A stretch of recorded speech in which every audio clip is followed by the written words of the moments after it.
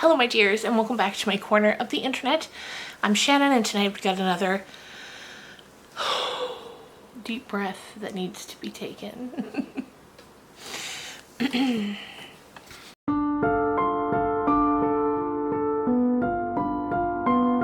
Hello my dears, and welcome back to my corner of the internet. I'm Shannon, and today I've got another spoiler-free book review to share with you guys. And today we are talking about The Angel of Indian Lake by Stephen Graham Jones. Now, the first thing you need to know about Stephen Graham Jones is that he is a one-of-a-kind sort of author. There's no other writer that I've read from that manages to tell a story quite like he does. He writes, I guess, what you'd maybe call gory literary horror. Is probably the best way to word that. The writing is just so beautiful. The stories are gory.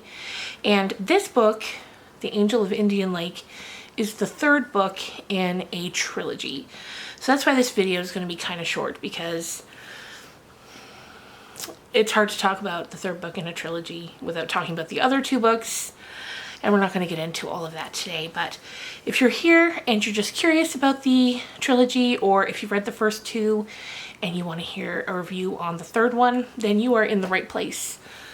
Or if you just want to hear some book talk. Anyway, so like I said, it's a trilogy. The first book is My Heart is a Chainsaw.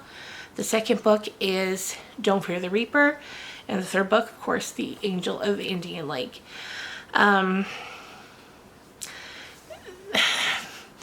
This story centers around our main character, our ultimate final girl, Jade Daniels.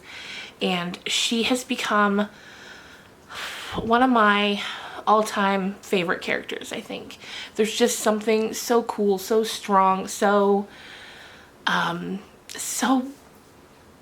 fun to read about her. And I thought the send-off that she gets in this book is so fitting. You know, it's bittersweet, but it's so fitting. It's an appropriate ending to her story. And I thought it was great. I was so excited to read this, and it paid off.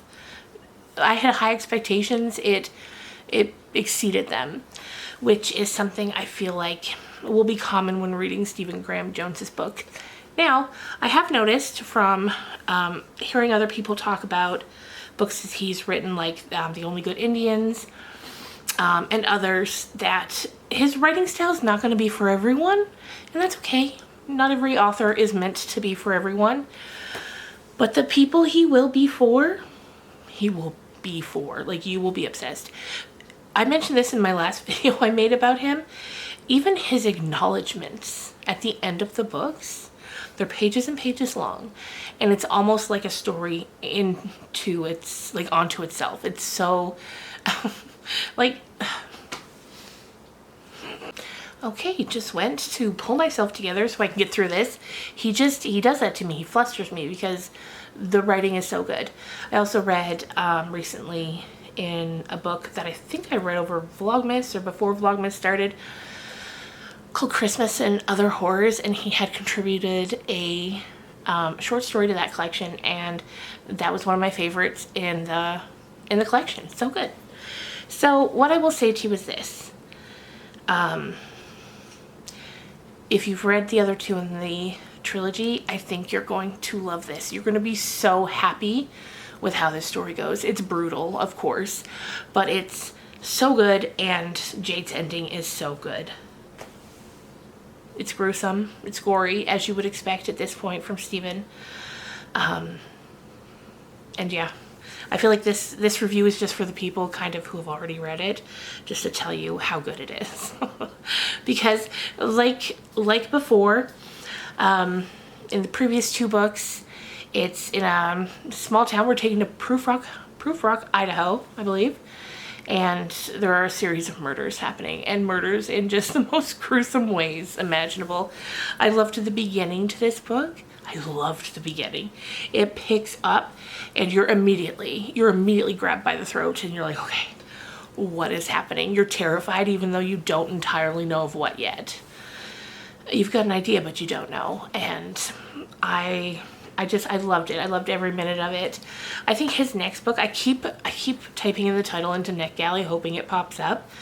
That would be so good to read early. I think it's called I Was a Teenage Slasher. He gets me in my horror movie loving heart every time, and I can't wait to read more from him. He's just one of those writers to look out for and to just always keep an eye on, because I think as the years go by, we're gonna look back and he's gonna be heralded as one of the greats, maybe of all time. Anyway, I realize this has been less of a structured review and more of a Stephen Graham Jones fangirl session, but here we are. Anyway, if you've read the first 2 books in the trilogy, let me know down below what you thought of it. And I promise my next video will be a little more focused and a little less flustered. Anyway, I hope you guys are having a great weekend. It's the weekend, right? I swear all the days have been blurring together, but it is the weekend. It's Friday night. I'm gonna go edit and post this right now. And yeah, the next book we're going to be reading, so the next video will be a full-length book talk video, and we're going to be reading The Summer That Melted Everything by Tiffany McDaniel,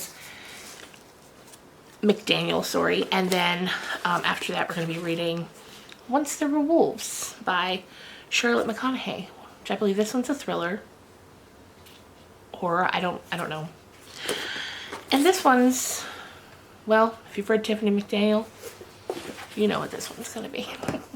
It's gonna be a spit in your face, kick you in the crotch, fantastic, if you get the reference. Anyway, bye guys, have a good weekend.